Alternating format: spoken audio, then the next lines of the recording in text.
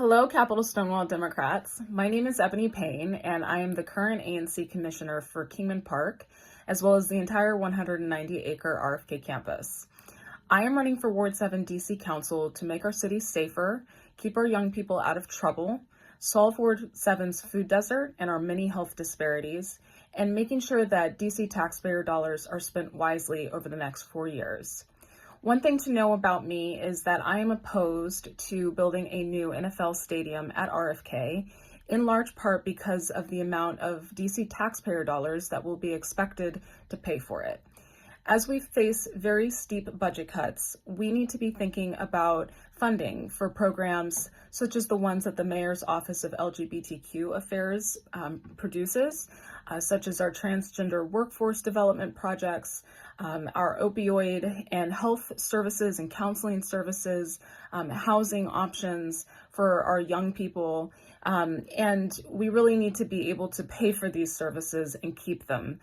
So we have already lost important LGBTQ resources for our young people in Ward 7.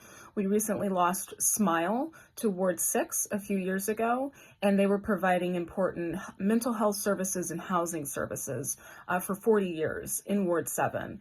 So this was a major loss for us. And as City Councilwoman, one of my top priorities will be to work with Smile about getting potentially a new location in Ward 7 or finding another organization that can fill that void. I also want to address our housing crisis and our lack of affordable housing, which has major implications for our LGBTQ community.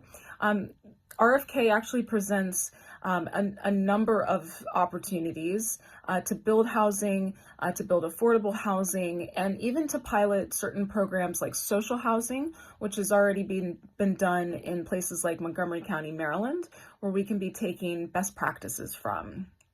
But most importantly is keeping our young people out of trouble.